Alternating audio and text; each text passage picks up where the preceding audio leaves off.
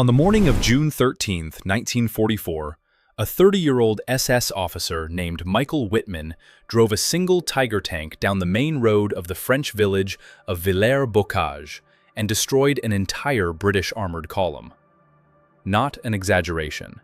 In 15 minutes, Whitman's Tiger knocked out 14 tanks, 15 personnel carriers, and 2 anti-tank guns. The British 7th Armored Division, the Desert Rats, veterans of North Africa, stopped cold by one man in one tank. The German press celebrated. Hitler promoted Whitman on the spot. A narrative of individual genius triumphing over Allied mass. Whitman was dead 56 days later. His Tiger destroyed on August 8, 1944, either by a Sherman Firefly or, as the historical record suggests with some probability, by a standard 75mm Sherman firing into the Tiger's thin rear deck armor from less than 150 meters. The best tank in the world, commanded by Germany's most celebrated tank ace, destroyed by the tank German doctrine considered inferior. To understand why Whitman died 56 days after his greatest triumph, you have to understand what the two tanks actually were, not what the myth said. The Panther entered service in 1943 as Germany's answer to the Soviet T-34. Designed after German engineers examined captured T-34s and concluded the Red Army had built something their own tanks could not match. 75mm high-velocity gun, penetrating any Allied tank at up to 2,000 meters. Sloped frontal armor, 80mm thick. 34 miles per hour, fast for a 45-ton vehicle. In a one-on-one engagement on flat terrain with good visibility, the Panther was not merely better than the Sherman, it was in a different category. The Sherman designers knew this. They had designed the M4 before the Panther existed, based on deliberate priorities.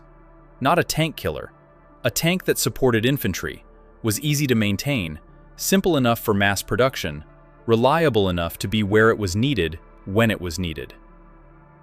The Sherman. 30 tons, 15 tons lighter than the Panther. Its 75mm gun was low velocity, effective against infantry but capable of penetrating a Panther only from close range and specific angles. Frontal armor, 50mm, thinner than the Panther's by a third. When a Panther shell hit a Sherman, the Sherman caught fire so consistently that American crews gave it a name, the Ronson, after the lighter that advertised it lights every time. In any fair fight, the Panther won. The Americans knew this, and they had decided that fair fights were not the point. The United States produced 49,234 Shermans. Germany produced 6,000 Panthers. Total, every enemy, every front. In Normandy in 1944, approximately 400 Panthers. Allied forces, approximately 4,000 Shermans. The propaganda photographs did not include this ratio, but numbers alone do not explain why America won. The other part is what those numbers made possible, and what the Panther's technical excellence made impossible. The Panther broke down, not occasionally, with a specific regularity that German commanders documented with increasing desperation.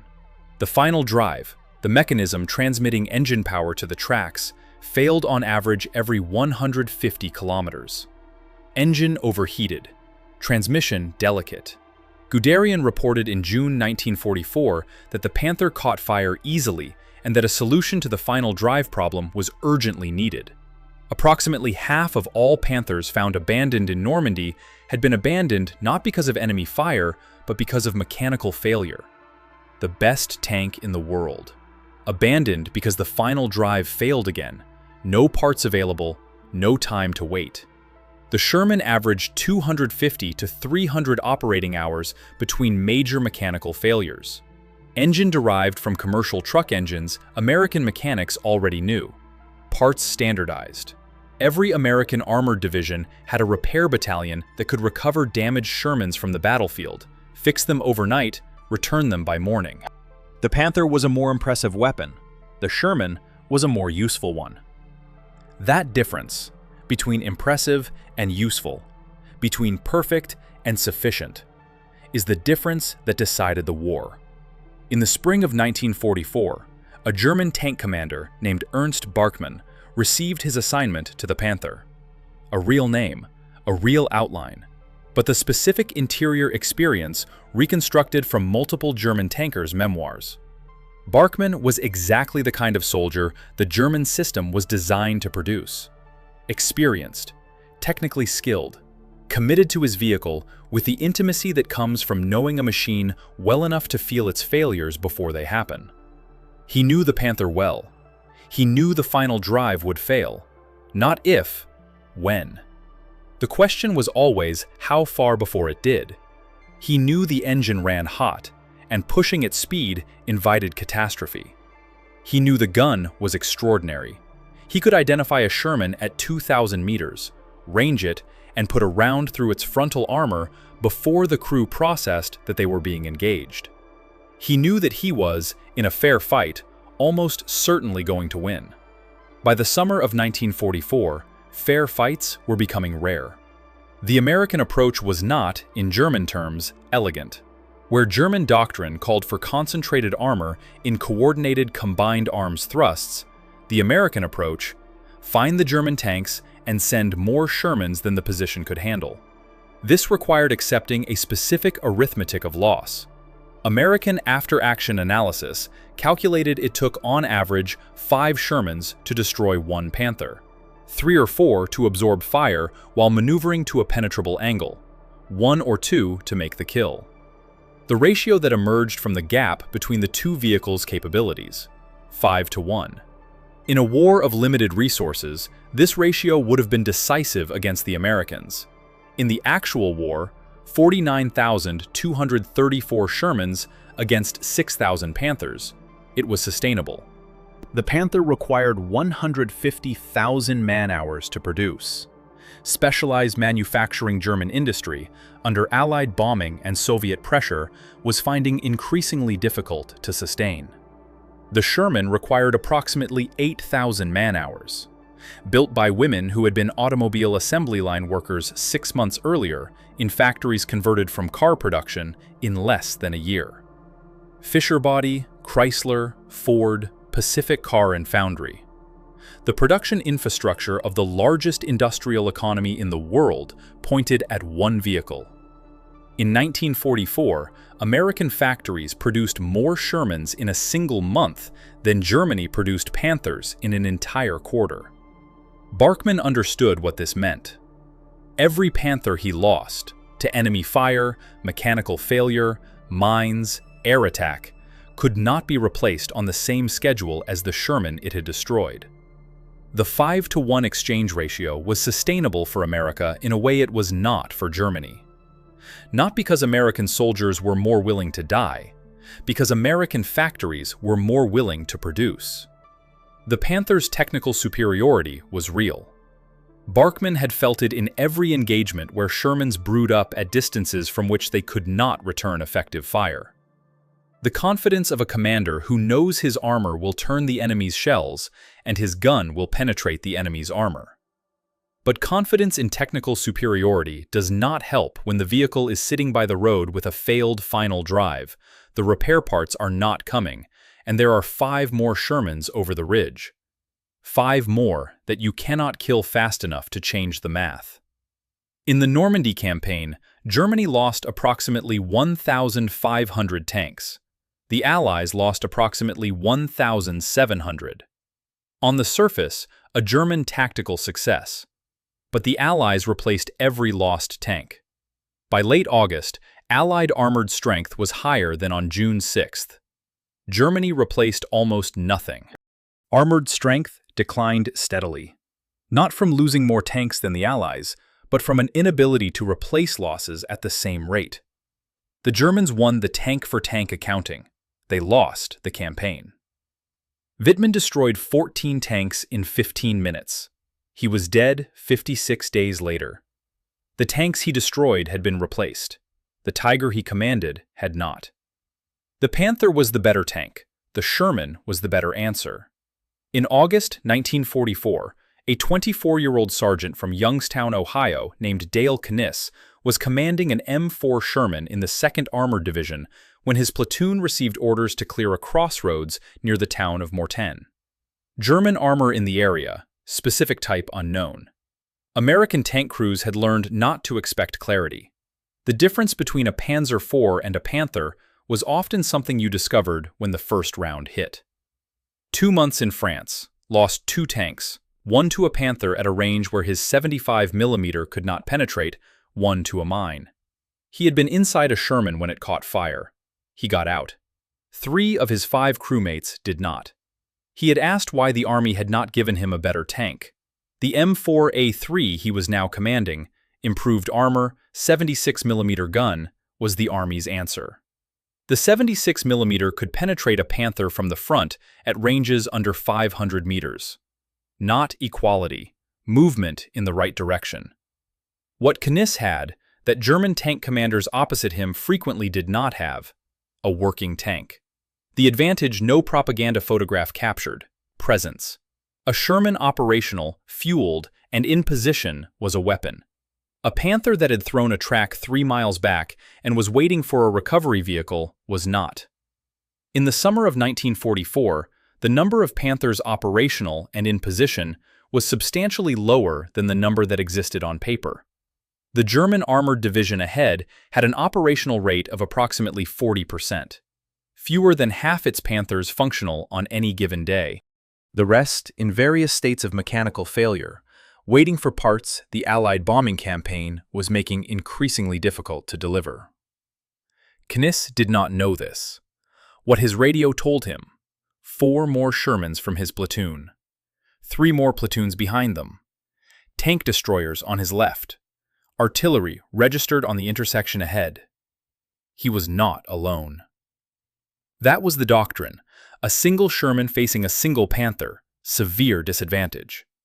A platoon of 5 facing 1 Panther, reasonable chance of maneuvering at least 1 vehicle to a penetrable angle. A company of 17 Shermans facing 2 Panthers, the more typical Normandy engagement, could absorb the initial fire, maneuver aggressively, and put enough rounds from enough angles that superior frontal armor became irrelevant.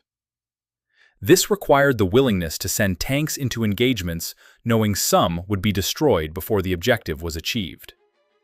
American doctrine accepted this. The doctrine: we will lose tanks on the approach and in the initial engagement. We will win the position because we have more tanks than the enemy has ability to destroy, and our losses can be replaced faster than his. German doctrine: find the right position, right range, destroy the enemy first. Both produced victories. German doctrine produced better individual engagements. American doctrine produced a better campaign. Kniss cleared the crossroads. 1 Sherman lost to a Panther firing first from hull down at 1,200 meters, a range at which the Panther's gun was decisive and the Sherman's was not. A 2nd Sherman to an 88mm dug in at the intersection. The remaining 3 Shermans plus a tank destroyer destroyed the Panther and suppressed the anti-tank position long enough for infantry to assault it. The crossroads taken, 2 Shermans lost. By morning, both had been recovered by the division's maintenance battalion and 1 returned to service. The other was back in action within 4 days. The Panther that Kniss had faced was still burning at the crossroads. No replacement was coming. The arithmetic reduced to 1 engagement. 2 Shermans destroyed, 1 Panther destroyed. On paper, a German tactical success. But by morning, one of Kniss's Shermans was back in his platoon. The other would follow in 4 days. The Panther crew had bailed out. They were alive, but the tank, the 150,000 man-hours of German engineering, was gone. The crew would be reassigned if a vehicle was available. If not, they would fight as infantry. By 1944, the German army had experienced tank crews with no tanks. The American army had replacement tanks waiting for replacement crews. Both countries were losing men. One was losing the war of things. Kniss waited for his orders. They came in 20 minutes. Another crossroads. he moved out. The man most responsible for the Sherman being the tank that Dale Kniss drove into Mortain was not a general or a tank designer. He was a logistics officer named Breckin Somervell. Somervell commanded the Army Service Forces, responsible for supplying, equipping, and maintaining the American military, not a combat commander. He made sure factories produced what the Army needed, and what they produced reached the men who needed it. This sounds like bureaucracy. It was the decisive factor in the European War. His contribution was the maintenance system built around the Sherman. Every armored division with an organic maintenance battalion capable of field recovery and repair. Sherman parts standardized and stockpiled at depots throughout the theater. Damaged tanks recovered by armored recovery vehicles and returned to service rather than abandoned. A Sherman hit but not destroyed had a reasonable chance of being back in action within 24 to 72 hours. A Sherman that broke down mechanically could be repaired with parts available at the nearest supply depot. German doctrine: quality makes quantity unnecessary. Wrong in the specific way that makes assumptions catastrophic. True in the conditions it was designed for. Fatal in the conditions it actually faced. Designed for a short, decisive war, the kind France 1940 had been. When Germany faced enemies that could absorb the shock and maintain production indefinitely, the assumptions became liabilities. The Panther, for all its technical brilliance, was a short war weapon operating in a long war. Guderian documented the Panther's problems. The final drive issue was known before the first Panther reached the Eastern Front.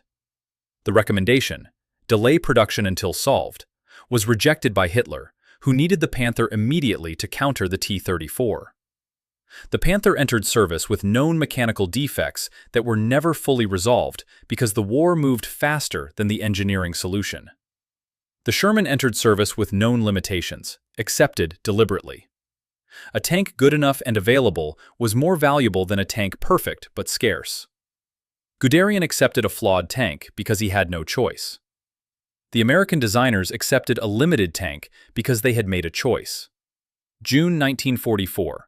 Americans producing approximately 2,000 tanks per month. Soviets, 2,200. British, 1,300. Germans, approximately 1,450, against 3 enemies on 3 fronts. The Allies produced more tanks in a month than Germany could produce in 2. This gap was what Eisenhower meant by arsenal of democracy, not quality, quantity, and not just tanks, but everything that made them function. Ammunition, fuel, spare parts, mechanics, recovery vehicles, supply trucks. The Panther's 75mm required specific propellant produced in specific German factories, transported by rail, delivered to the front by trucks. Allied air power was destroying faster than German factories could build them. The Sherman's ammunition came from dozens of American factories through the same supply network that brought food, fuel, and spare parts. When American forces ran low on 76mm ammunition in the Ardennes in December 1944, replacement stocks were at English depots within 72 hours. When German forces ran low on anything in the same period, the answer was often, wait. Somervell never commanded a tank in battle. He spent the war attending meetings, reviewing production schedules, signing requisitions. He won more tank battles than any German commander of the war, not by fighting them, by making sure the men who fought them had what they needed to keep fighting after the first tank was gone. The Panther was a weapon, magnificent in the right conditions, with the right crew, on the right terrain. The Sherman was a system. Production, maintenance, replacement, logistics. A system that kept running when individual components failed. Somervell built the system. Kniss drove it into Mortain.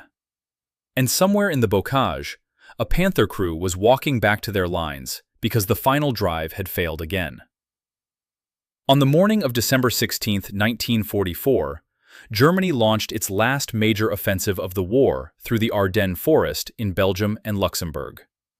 The plan: A concentrated armored thrust through thinly held American lines in the Ardennes, a dash to Antwerp, severing Allied supply lines and forcing a negotiated peace before American industrial production could finish what it had started in Normandy. For the offensive to work, the German armor needed to reach Antwerp in 7 days. The lead element, Kampfgruppe Piper, 117 tanks, including 51 King Tigers. The most powerful production tank of the war, 69 tons, 88mm gun penetrating any Allied tank at any combat range. Frontal armor, 150mm thick, effectively immune to the Sherman's 76mm gun at all but the shortest ranges. On paper, invincible. The problem began on the first day. The Ardennes road network was not built for 69-ton tanks. Bridges collapsed under King Tiger weight. The column forced onto roads that barely accommodated the vehicles, creating traffic jams that halted the advance for hours, while engineers searched for alternate routes. The King Tigers burned fuel at a rate the German logistics system could not sustain.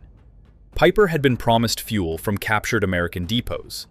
He reached Bullingen and found 50,000 gallons of American gasoline. He took it.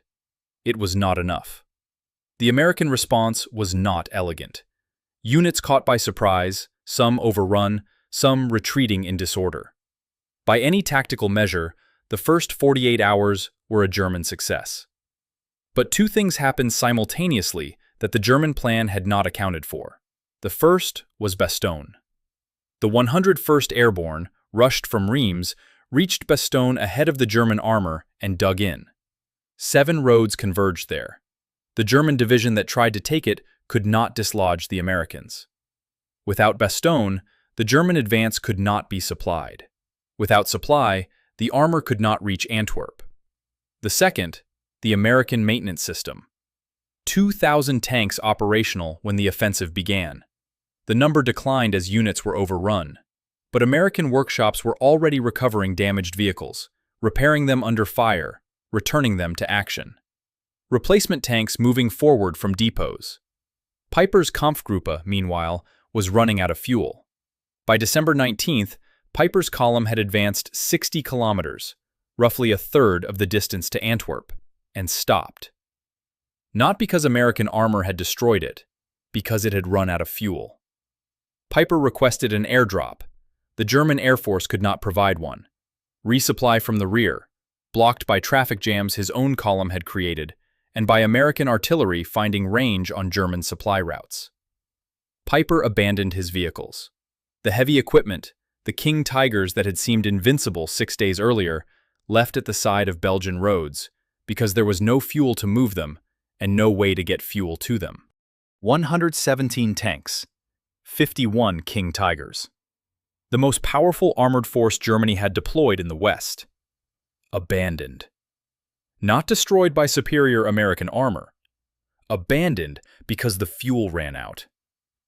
In the same 6 days, the American maintenance system had recovered and repaired enough vehicles that American armored strength in the Ardennes was, by December 22nd, higher than on December 16th.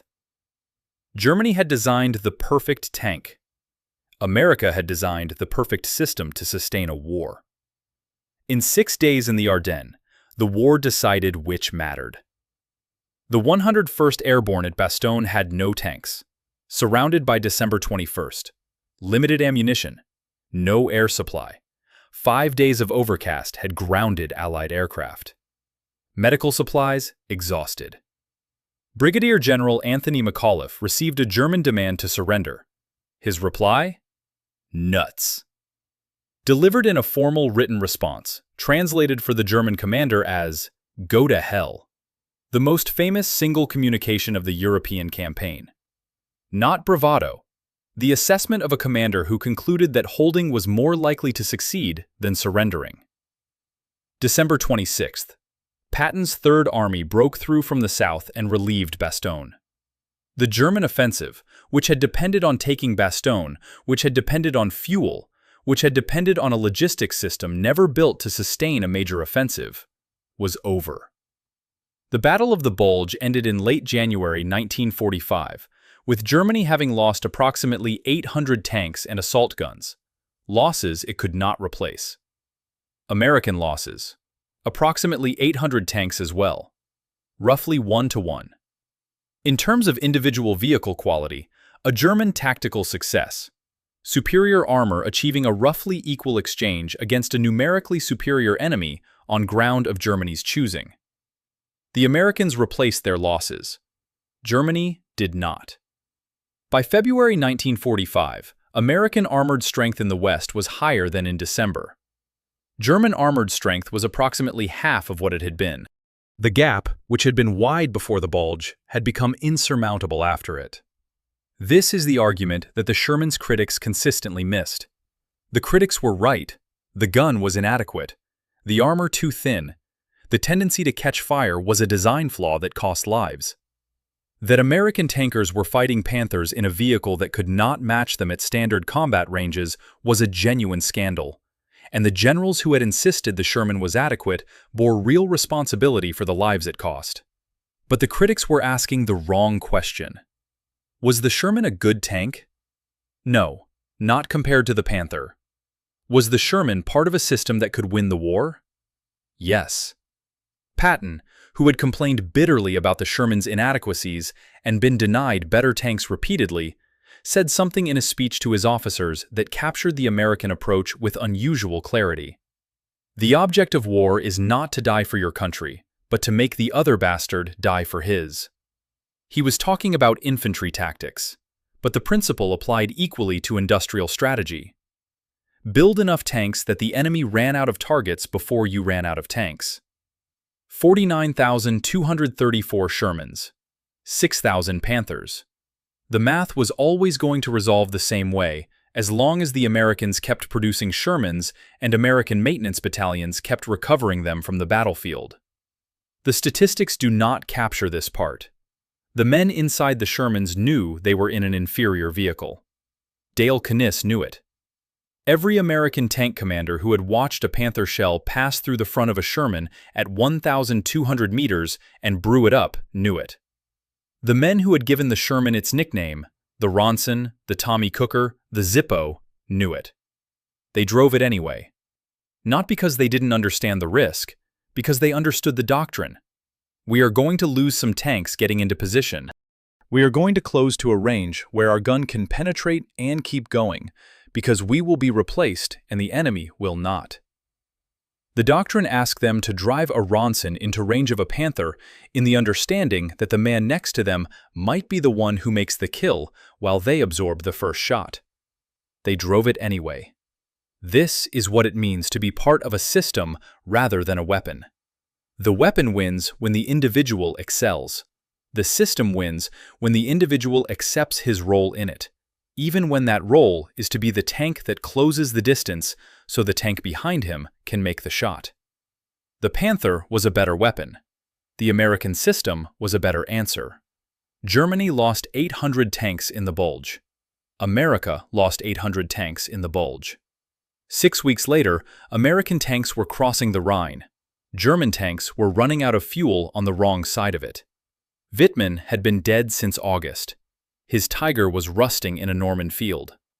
The crew of the Panther that Dale Kniss had faced at Mortain was fighting as infantry somewhere on the Eastern Front, if they were alive at all.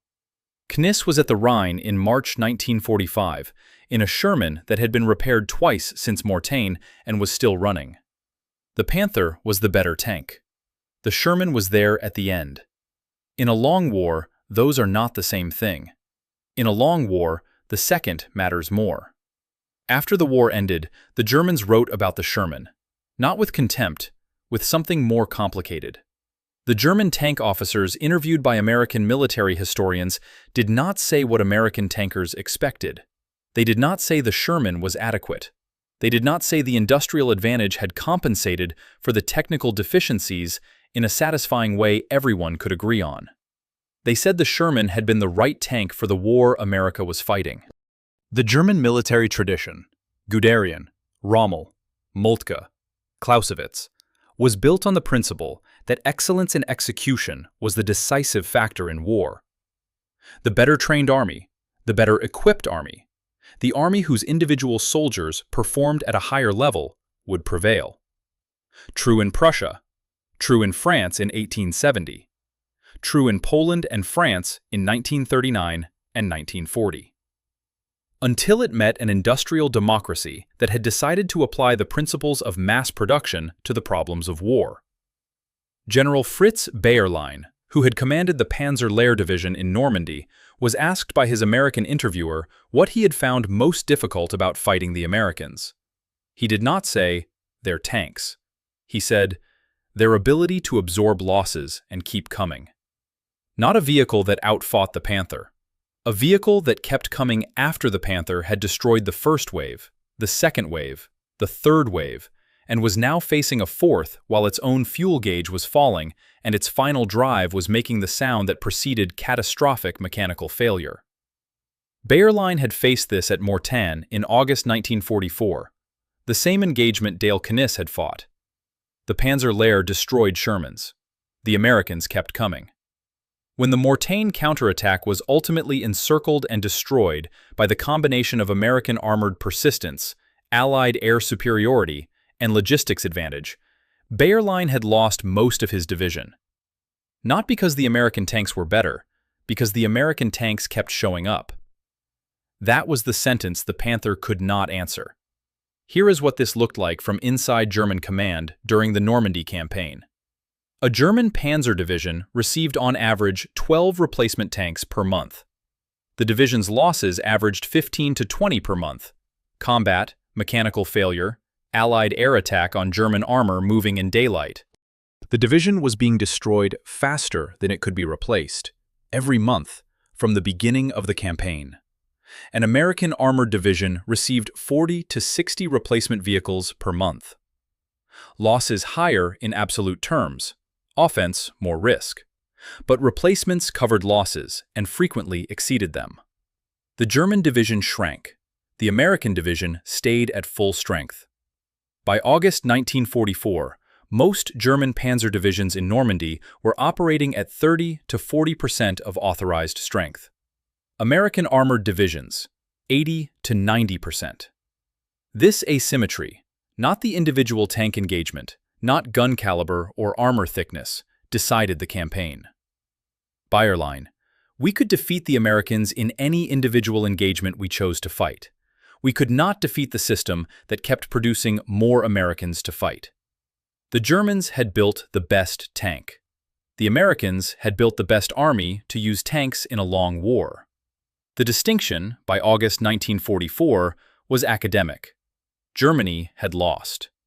The German officers did not pity the American tankers for driving an inferior vehicle. They respected them for it.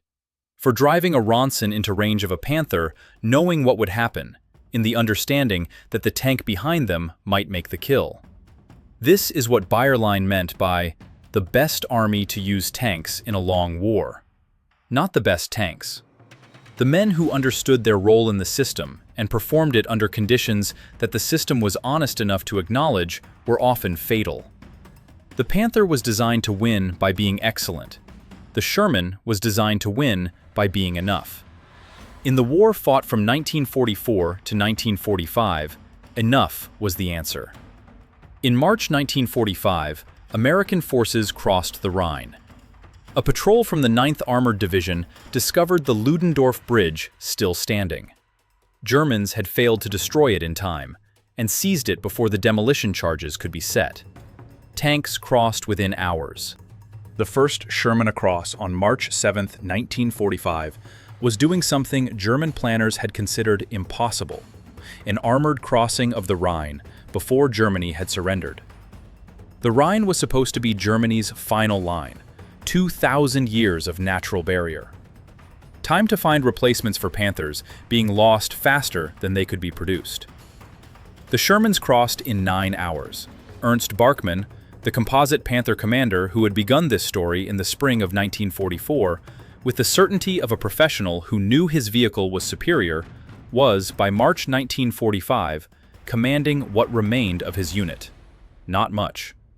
His original Panther had been destroyed in Normandy, not by a penetrating Sherman, but by an air attack that set the engine deck on fire while moving to a position at night. A second Panther lost to mechanical failure in the Ardennes. He was now in a third vehicle, an older Mark, with fewer of the improvements intended to fix the final drive problem that had not fully succeeded. Full strength in June 1944. 9 months later, approximately a quarter of authorized strength. Replacements had come, but slowly, and the men who came with them were younger and less experienced than those they replaced.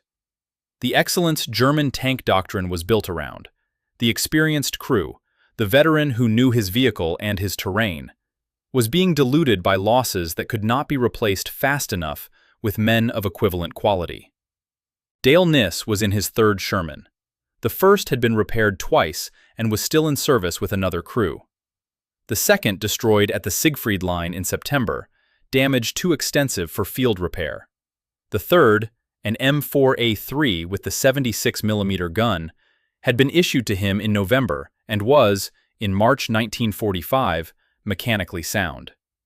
The American maintenance system had kept Niss in tanks for 9 months. When a tank was beyond repair, another was available. Niss, now a staff sergeant with 9 months of combat experience, was more dangerous in March 1945 than in June 1944. The German system had produced the opposite. Barkmann was more experienced in March 1945, but fewer men, fewer vehicles, less fuel, less confidence in the supply chain that was supposed to sustain him. Experience is not the same as effectiveness when the tools are no longer there to apply it. The position that the Sherman was a scandal, that American generals who chose quantity over quality betrayed the men who died in Ronsons, is wrong not because the deaths were acceptable. They were not. It is wrong because the alternative, fewer, better tanks, more expensive to produce, more difficult to maintain, more vulnerable to the mechanical failures that plagued every German design pushing the boundaries of 1940s engineering, would not have shortened the war. It would have made it longer. The Sherman was the right choice, not a moral comfort, an arithmetic conclusion. Niss crossed the Rhine on March 8, 1945. 9 months in France. 2 Shermans lost. He had seen men die in Ronsons. He had driven a Ronson himself toward Panthers, knowing what he was driving and why. He crossed the Rhine and he was still alive. That was not luck. That was a system working. Barkmann was trying to figure out where his fuel was coming from. The answers were not coming. The war would be over in 60 days. The Panther had killed more Shermans per engagement than the Shermans it faced had killed Panthers. By every technical measure, in every fair fight, the superior vehicle. But war is not a fair fight. War is attrition. Logistics. Which side runs out of things first? 6,000 Panthers. 49,234 Shermans. Tanks that could not be fixed in the field. A maintenance system that fixed Shermans in 24 hours. A doctrine around individual excellence. A doctrine around the replacement, the next man, the next tank, that kept the system running when individuals failed. Niss crossed the Rhine. The system had gotten him there. Remember Michael Wittmann on June 13, 1944? 1 Tiger tank. 15 minutes, 14 Allied tanks destroyed, 15 personnel carriers, 2 anti-tank guns. The British 7th Armored Division stopped cold. Hitler promoted him by radio. The German press called it a miracle of individual courage and tactical genius. It was all of those things. It was also the last time the German approach to tank warfare produced a result that mattered strategically. Wittmann died 56 days later. His Tiger was replaced eventually by other crews. But the system that produced Wittmann, the doctrine that invested in the individual excellence of the commander, in the specific genius of the man in the turret, could not replace him. Not really. not the combination of experience and skill and professional confidence that had made the June 13th engagement possible. The American system did not produce Wittmans. It produced Dale Knisses. Men who were good enough. Men who understood their role in a system larger than themselves. Men who drove a Ronson toward a Panther not because they expected to survive the first shot, but because the doctrine said, close the distance, absorb the fire, give the man behind you the shot. 10,000 Dale Knisses, driving 10,000 Ronsons toward Panthers and Tigers that were, individually, better than what Kniss was driving. And winning. Not in every engagement. In Normandy, in the hedgerows, in the Ardennes, in the approaches to the Rhine, German armor won the individual engagements with a consistency that the statistics document. The exchange ratios favored Germany almost everywhere the two sides fought. The Panther was better than the Sherman in every honest fight. The war was not an honest fight. The war was a contest between two systems, a German system built for excellence and an American system built for scale. And the contest lasted long enough that scale beat excellence. Long enough that 6,000 Panthers ran out of fuel and final drives failed, and replacement parts didn't arrive, and experienced crews were killed and replaced with teenagers who had been trained for 6 weeks. Long enough that 49,234 Shermans crossed rivers and took crossroads and drove toward the Rhine and drove across it. Here is the question that the story of the Sherman leaves open. The American system worked in the specific conditions of a world war against an industrial enemy on fixed fronts with supply lines that could be maintained across an ocean. It worked because America had the industrial base to sustain it. It worked because American factories were converting to war production, and the German bombing campaign could not reach them. Would the same system work if the factory was vulnerable? If the supply lines could be cut? If the enemy had the ability to match American production as well as German technical excellence? These are questions for other wars. The war that was fought from 1944 to 1945 answered the question it was asked. The question was, which matters more, the quality of the weapon or the quantity of the weapons? The answer, in the specific conditions of the Second World War, was quantity. Not because quality didn't matter. It did. It cost lives. It cost time. The men who died in Ronsons deserve that acknowledgement. But because quantity, sustained by logistics and maintenance and the specific American willingness to accept tactical losses in service of strategic victory, was the thing that ran to the end. Germany ran out of Panthers. America did not run out of Shermans. That is the whole argument. That is what the German propaganda photographs of Wittmann's triumph at Villers-Bocage did not show. That is what the German officers who were interviewed after the war understood in a way that the technical arguments about gun calibers and armor thickness do not capture. The Panther was the better tank. The Sherman was the last tank standing. In any fight long enough, the second thing is the only thing that matters. In May 1945, Germany surrendered. The Panther that had been parked by the side of a Belgian road in December 1944, Kampfgruppe Peiper's King Tigers, abandoned when the fuel ran out, was still there.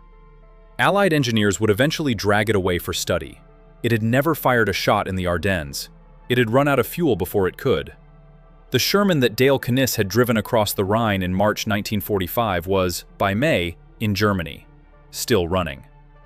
This is not a story about the Sherman being a good tank. It was not. The men who fought in it knew it was not.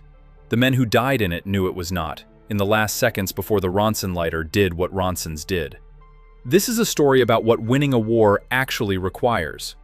In the summer of 1944, the American military establishment made a decision it has been criticized for ever since. It decided not to produce a tank that could match the Panther. It decided instead to produce the Sherman, sufficient, reliable, maintainable, in quantities that no German production effort could approach, and to build around it a maintenance system, a logistics system, and a doctrine that made the system's adequacy into an advantage that the Panther's excellence could not overcome.